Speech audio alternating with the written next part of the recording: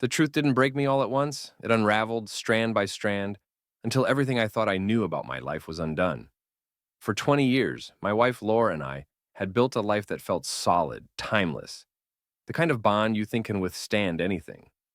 We had been high school sweethearts. She was the confident senior, I, the starry-eyed junior. Back then, I thought our connection was unshakable. But cracks in the foundation have a way of hiding until it's too late. It all started during an innocent holiday gathering. We had a small reunion with Laura's old college friends. Laughter filled the room as they reminisced about their wild college days, and I played the role of the supportive husband, smiling along with their stories. At one point, Laura casually mentioned that we had known each other since high school. She didn't clarify that we had been dating the entire time, only that we'd met back then. One of her friends chimed in with a comment that seemed harmless at first. "It's amazing you two stayed together through college. Most people would have had too much fun to settle down." I joked in return, saying, "I don't know if Laura was as wild as I was." It was meant to be lighthearted, but Laura's reaction was anything but. Her face turned pale, and she interrupted her friend mid-sentence, brushing off their attempt to elaborate on a story. "Let's not go there," she said, her voice tight. That single moment planted a seed of doubt. Her discomfort lingered in the air, souring the rest of the evening. As we left, one of her friends pulled me aside. "You might want to talk to Laura about her college years," they said quietly. The words stuck with me, gnawing at my thoughts. On the drive home, I couldn't hold back any longer. "What did your friend mean?" I asked. Laura waved it off. "Nothing important," she said, but her dismissive tone only heightened my suspicion. When we got home, I pressed her further. She deflected again, insisting it wasn't worth discussing. I had heard enough. "I'm going to stay at my brother's until you're ready to be honest with me," I told her. My voice shook, but my resolve was firm. She didn't stop me. The next day, she came over, her face drawn and pale. "Adam," she began, her voice trembling, "I never thought this would come up. I didn't think it mattered anymore." And then, with great hesitation, she unraveled a secret that changed everything. During her first 2 years of college, while I was still finishing high school and attending community college, she had been unfaithful. Not with one person or two, but with at least 10 different men. Each revelation felt like a blow, but the worst was yet to come. She admitted that 3 of them were people she had introduced to me as friends during my visits, and one of them was someone she still had casual contact with. Her justification? "I didn't think we'd last," she said. "I was young, and it didn't seem like a big deal at the time." Her words only deepened the wound. To her, it might have been a reckless phase, but to me, it was a betrayal that undermined the very foundation of our relationship. I felt anger, sadness, and betrayal all at once. It wasn't just the infidelity that hurt, it was the years of lies and the disrespect. I couldn't fathom how she could continue introducing me to those men as if nothing had happened. My decision was clear. I want a divorce, and I told her. I'll start the paperwork immediately. True to my word, on January 2nd, I began the process. Laura tried to convince me otherwise, alternating between apologies and justifications. But my resolve was unshakable. This wasn't a mistake to overlook. It was a pattern of behavior that spanned years. Her family and even some of mine tried to dissuade me. "Everyone makes mistakes," they said. "Don't throw away everything you've built." But this wasn't just about a mistake. It was about integrity, about refusing to live under the shadow of betrayal any longer. Our children, now 17 and 19, were nearly adults. I believed they would understand. They had grown up seeing us as a loving couple, and I hoped they would see this decision as one of self-respect and dignity. Everywhere I turned, people urged me to forgive and forget. But how could I? Every memory of our life together now felt tainted. It wasn't just the act of cheating. It was the deceit, the lies, and the continuation of those relationships. How could I trust her again? How could I look at her the same way? In the end, this isn't about revenge or bitterness. It's about acknowledging that some lines, once crossed, cannot be uncrossed. Betrayal doesn't lose its sting with time, and forgiveness doesn't always mean reconciliation. Some scars don't heal. Some bridges can't be rebuilt, and some truths, once uncovered, change everything. I'm writing this because I feel like I'm losing my grip on reality. My wife and even some of her friends have insisted that it's normal to sleep with other people in a long distance relationship. According to them, I'm the odd one out for not doing the same. The more they repeated it, the more it felt like I was being gaslit, like the rules of relationships were being rewritten just to invalidate my feelings. Since we live in a state with a waiting period to finalize a divorce, I decided to seek outside perspectives before making things permanent. Maybe I was overreacting, or so I thought, but the more I shared my story, the more I realized how twisted her justifications truly were. Yes, there were a few voices agreeing with her. It's common to sleep around in long distance relationships, they said, but they were a minority. Our long distance phase wasn't as extreme as she made it sound. During those 2 years of college, we saw each other at least a couple of weekends a month. I lived about 3 hours away from her school, and we made it work. It wasn't like we were separated by the entire country or went months without seeing each other. Yet, she claims this justified her actions. The three men I met while visiting her during that time were introduced casually at parties. These weren't formal introductions, and the topic of me being her boyfriend never came up. I have no idea if they even knew we were together. One of those men is still part of our lives because he married a mutual college friend. He isn't some secret lover she's been messaging behind my back. He's someone we've both been in touch with for years. After finding out about my wife's infidelity, I reached out to him. He was honest, saying he had no idea we were dating back then. Out of respect for me, he has since blocked her on social media. I couldn't help but question why her college roommates didn't figure out the timeline sooner. It turns out the way we handled our wedding celebrations left gaps in their understanding. Our actual wedding was a small, intimate ceremony in Texas with only close family present. Later, we hosted a big celebration on the East Coast for our friends. We skipped the traditional reception activities, where couples share their journey together. Because of this, her college friends assumed we started dating after she finished school and moved to the same city as me. They never pieced together the actual timeline. I wanted to believe we could salvage our marriage. I was open to therapy, willing to try, but her attitude made it impossible. She kept insisting that what she did was normal, and that I was the one overreacting. Any moment of remorse she showed disappeared as quickly as it came. Her brief offer to reconcile when I started the divorce paperwork was nothing more than a fleeting attempt to save face. Within days, she reverted to claiming she was right and I was unreasonable. This constant back and forth has been maddening. It feels like emotional manipulation. Her dismissive attitude only deepens the chasm between us. I've tried explaining how deeply her actions hurt me, hoping she'd understand the gravity of what she's done. Instead, she trivializes my pain, treating it as an overreaction to something insignificant. It's like she's rewriting the rules of our relationship and expects me to fall in line. This invalidation of my emotions is exhausting. I feel like I'm being manipulated into questioning my own perceptions. Her refusal to acknowledge the seriousness of her actions, coupled with her attempts to normalize infidelity, only makes the betrayal worse. It's not just the cheating itself, it's her inability to see why it's a big deal, why I feel so hurt and betrayed. I've reached the point where I need to protect my mental and emotional well-being. I can't continue in a marriage where trust has been shattered. Her lack of genuine remorse and insistence that I'm in the wrong leaves no room for healing or reconciliation. I won't let this change how I feel about our children. I love them more than anything, and their mother's betrayal doesn't alter the fact that they've been my kids for 19 years. Even if, hypothetically, a paternity test showed otherwise, it wouldn't change how I see them or my commitment to them as their father. I won't pursue such a test unless they request it themselves. Our relationship was never casual. Dating culture might be different now, but 20 years ago, exclusivity was assumed unless explicitly stated otherwise. Before she left for college, we had a heartfelt discussion about staying together long distance.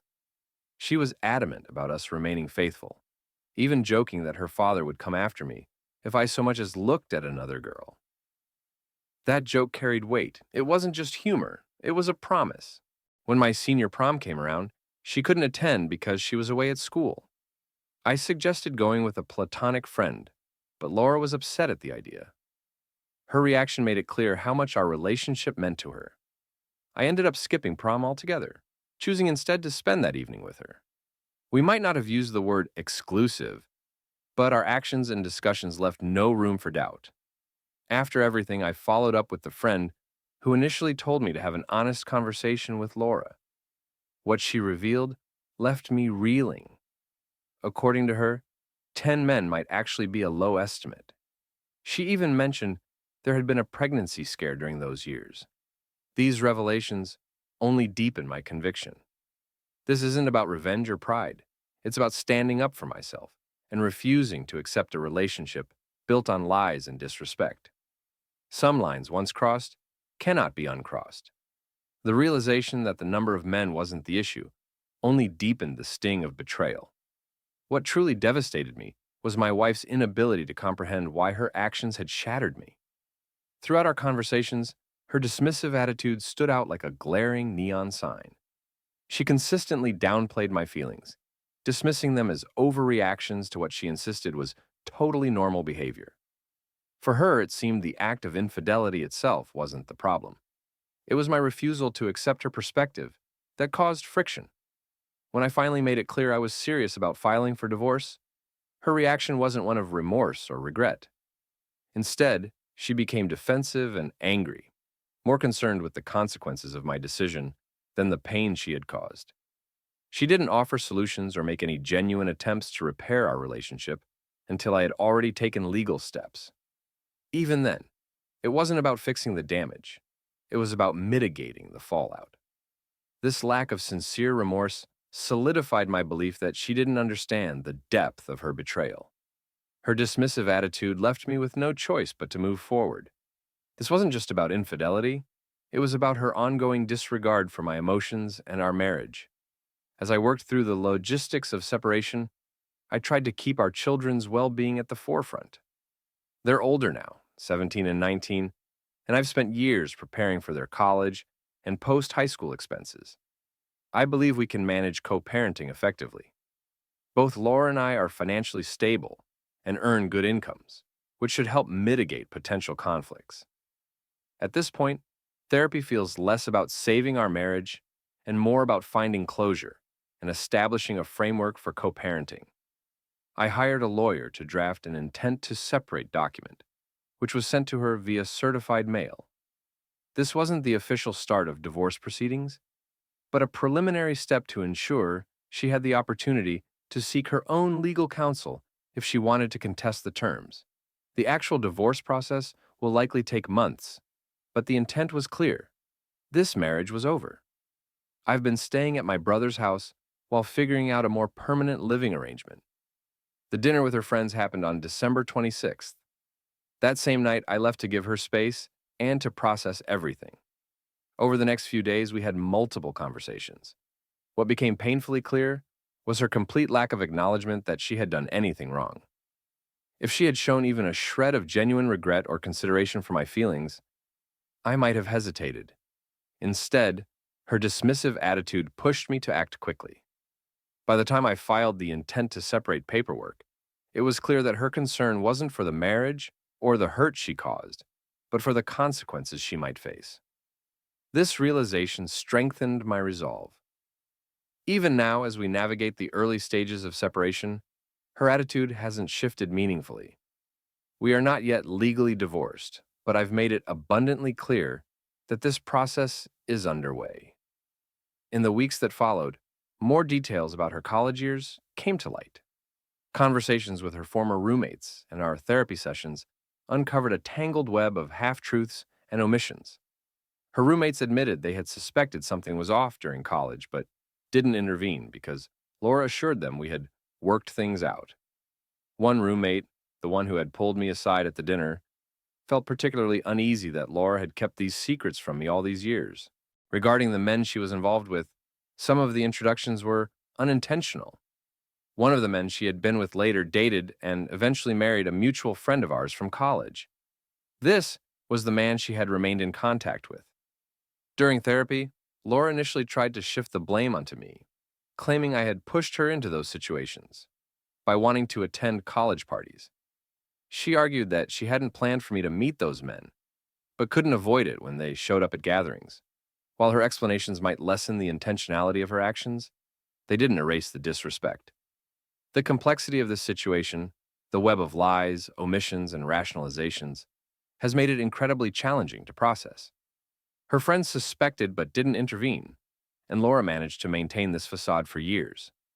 Therapy sessions often centered on why I viewed her infidelity as a profound betrayal, while she initially didn't. Her rationale? These encounters were one-night stands or friends with benefits, and in her mind, didn't qualify as serious relationships. She believed that since these weren't romantic, they weren't a big deal. From my perspective, the nature of the relationships was irrelevant. We had never agreed that such behavior was acceptable. In fact, she had actively discouraged me from pursuing other relationships, reinforcing the double standard that added to my sense of betrayal. Over time, and with the input of friends and therapy, Laura began to see things differently. She now acknowledges that her actions were a breach of trust and undermined the foundation of our relationship. This newfound understanding has shifted our dynamic from heated arguments to more productive conversations. While the possibility of saving our marriage feels far-fetched, this progress gives me hope for a healthier co-parenting relationship. Honest communication about our past is crucial for our children's well-being and for navigating the complexities of co-parenting. Ultimately, two revelations solidified my commitment to divorce. First, I learned about a rough patch in our marriage about 10 years ago, when we went nearly 2 years without intimacy. This period had been another hidden wound in our relationship. Second, her continued inability to show remorse or take responsibility for her actions made reconciliation impossible. Her betrayal was not just about infidelity. It was about a pattern of disregard for my feelings, our trust, and the vows we made. This marriage is over, but I remain committed to building a better future for myself and my children. When Laura first shared her concerns about our physical relationship becoming monotonous, I genuinely wanted to address them. I introduced small changes, lighthearted role play, and novelty items meant to rekindle our connection. But as it turned out, her unease stemmed from something much deeper. She admitted to being haunted by intimate experiences from her past, ones she couldn't openly discuss. When I unknowingly attempted to recreate those experiences, she felt awkward and guilty, as if those moments brought back memories of the other men she had been with. She insists those experiences were meaningless, yet they cast a long shadow over our marriage. To me, this contradiction reveals how significant they truly were, whether she admits it or not. It wasn't just the past that troubled me. It was how much it continued to affect our present. The second blow came when Laura confessed to flirting with coworkers during business trips after the pandemic. Although she swore nothing physical had happened, she admitted that one flirtation escalated to the point where she went on a date with a male colleague. For me, that was the breaking point. Even after everything we'd been through, she was willing to test boundaries again. These revelations destroyed what little trust remained. We decided it was time to inform our children about the divorce. Together, we explained that it stemmed from decisions made during college, choices that we couldn't move past.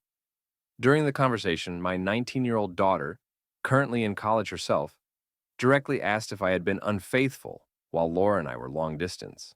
The question caught both of us off guard, but Laura bravely admitted to our children that she was the one who had cheated. We agreed to avoid sharing further details, determined to protect them from the most painful aspects of our history. I reassured our kids that, despite the separation, we are both fully committed to supporting them. I emphasized that they could always talk to us or seek help from a therapist if needed. Their emotional health is our priority, and we want them to know they can express their feelings without hesitation. This family dynamic may be changing, but our love and support for them remain constant. To move forward, Laura and I began working with a mediator to navigate the divorce process. Fortunately, we are both financially stable, debt-free, and our children are older, so custody hasn't been a contentious issue. While the past few months have been challenging, I'm grateful for the clarity that therapy and reflection have brought me. Sharing my story publicly also validated my feelings, encouraging me to seek counseling with Laura before fully committing to the divorce. My daughter's perspective added another layer to this complex situation. Her experiences with untrustworthy boyfriends shaped her initial assumption that I might have been the one to cheat. My decision to leave the family home likely reinforced that belief. However, Laura's admission clarified things, and I'm relieved that she hasn't tried to paint me negatively to our kids. At the same time, her willingness to move on so quickly has been difficult to process. After just 6 weeks of counseling and a few mediation sessions, she seemed ready to start a new chapter. Her comments during mediation made this even clearer. At one point, she explicitly stated that any infidelity before our divorce was finalized could jeopardize our amicable settlement.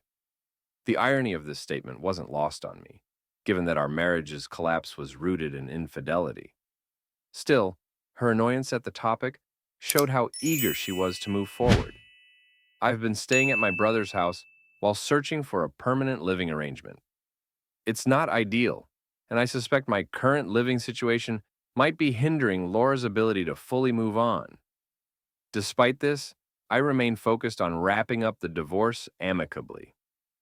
Therapy has been a lifeline for me as I brace for the challenges ahead, including the possibility of encountering her former colleague again. If everything goes smoothly, we should be divorced by summer. By then, I hope to have my own place, and Laura can pursue her future without any lingering entanglements. Update 2. Our divorce is now finalized. With the help of lawyers and a mediator, we managed to draft an uncontested agreement that minimized conflict. A judge signed off on it a few weeks ago, officially closing this chapter of our lives. The only significant complication arose with our 17-year-old son, who expressed a strong desire to live with me full-time. His relationship with Laura had deteriorated during the events leading up to our separation. Initially, Laura resisted this arrangement, considering contesting the custody agreement.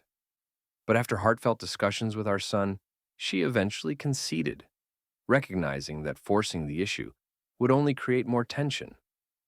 Now, my focus is on rebuilding my life post-divorce. Therapy continues to help me process everything, and I'm determined to foster a cooperative co-parenting relationship for the sake of our children. While the end of our marriage has been painful, I view this as an opportunity to grow and create a better future for myself and my family.